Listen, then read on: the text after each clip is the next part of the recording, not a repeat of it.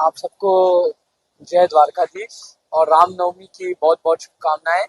आज 10वां दिन है और हमारा पद यात्रा का अंत है। आप सबको श्री द्वारकाधीश आशीर्वाद दे और मेरा दर्शन हो चुका है और पद यात्रा का समर्पण हो चुका है। सबको जय द्वारकाधीश और आप सबका बहुत बहुत धन्यवाद।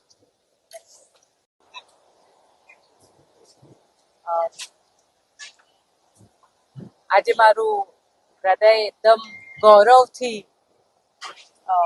ભરી ગયું છે. મારો આનંદ છે આ પવિત્ર પદયાત્રા જામનગરથી દ્વારકાધીશ આજે રામનવમીના દિવસે પૂરી કરી છે. માનું દિલ એકદમ આનંદથી આનંદ છે. આનંદની સાથે બધા જે યુવકો સાથે આવ્યા છે એ આપણી સંસ્કૃતિ, આપણું હેરિટેજ, આપણું કલ્ચર આગળ લઈ રહ્યા છે.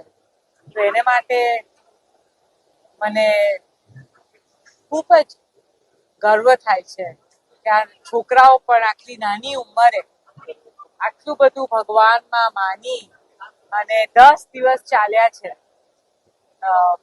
બસ દ્વારકાધીશનો ઉપકાર છે, એના આશીર્વાદ છે. અને મુકેશ ને હું બસ બધા યુવકોને ખૂબ ખૂબ આશીર્વાદ આપીએ છીએ. ધન્યવાદ. જય શ્રી કૃષ્ણ, જય દ્વારકાધીશ.